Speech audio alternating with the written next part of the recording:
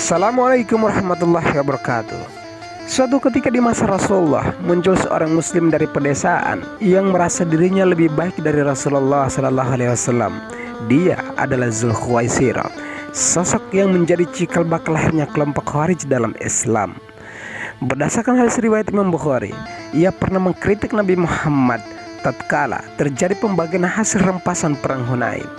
Kisah ini sangat populer di kalangan umat Islam karena orang seperti Dzulkhuwaisirah ini yang diprediksi Rasulullah bahwa akan ada kelompok Islam yang rajin beribadah dan penghafal Al-Quran. Tetapi kata Nabi Muhammad, mereka bukanlah bagian dari umatku. Bagaimana kisahnya? Simak penjelasannya hingga selesai. Tapi sebelum dilanjut, jangan lupa subscribe dan klik juga tombol notifikasinya agar tidak ketinggalan dengan info selanjutnya. Serta share juga ke sahabat-sahabat pembaca yang lain, karena sebaik-baiknya manusia adalah yang bermanfaat untuk banyak orang.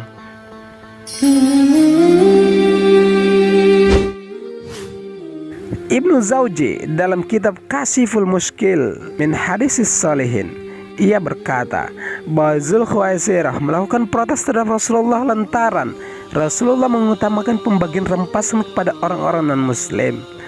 Pertimbangan Rasulullah mengutamakan orang-orang non-muslim yang diharapkan masuk Islam sama sekali tidak salah. Sebab salah satu misi utama Rasulullah memang untuk membujuk manusia sebanyak-banyaknya untuk memeluk Islam.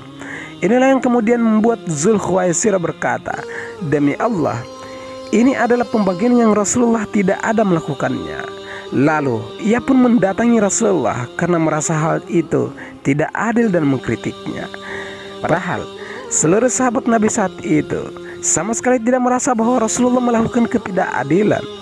Tapi Dzulkhuwaisirah yang merasa pendapatnya lebih baik dari pendapat Nabi berani menuduh Rasulullah tidak adil.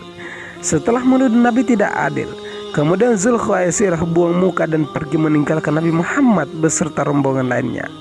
Sahabat beriman, tuduhan semacam ini kepada Nabi Muhammad tentu sangatlah kejam, sehingga Umar bin Khattab meminta izin untuk memberi hukuman mati pada orang tersebut.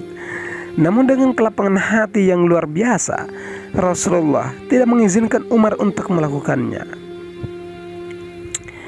Dari Abu Sa'id Al-Khudri radhiyallahu anhu, dia berkata, ketika kami sedang bersama Rasulullah SAW yang sedang membagi-bagikan pembagian harta rampasan, datanglah Dzulkhuwaisirah, seorang laki-laki dari Bani Tamim, lalu berkata, "Wahai Rasulullah, engkau harus berlaku adil." Maka beliau berkata, "Celakalah kamu. Siapa yang bisa berbuat adil kalau aku saja tidak bisa berbuat adil? Sungguh kamu telah mengalami keburukan dan kerugian jika aku tidak berbuat adil."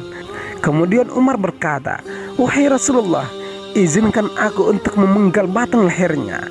Beliau berkata, "Biarkanlah dia, karena dia nanti akan memiliki teman-teman yang salah seorang dari kalian memandang remeh salatnya dibanding salat mereka, puasanya dibanding puasa mereka. Mereka membaca Al-Quran namun tidak sampai ke tenggorokan mereka. Mereka keluar dari agama seperti melesetnya anak panah dari targetnya." Hadis riwayat Bukhari.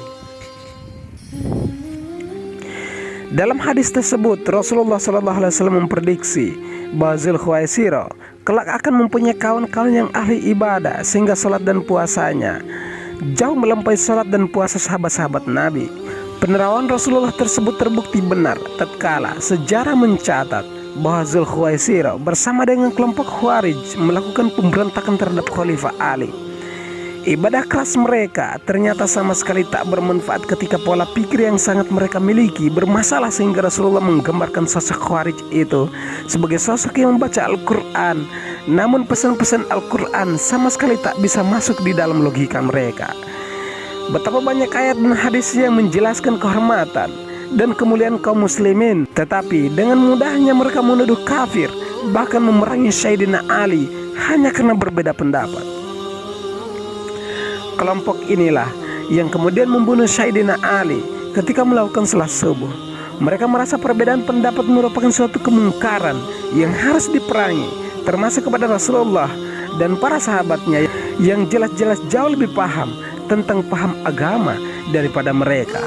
Mereka justru meleset jauh dari ajaran Islam yang diibaratkan Nabi seperti anak panah yang meleset jauh dari busurnya.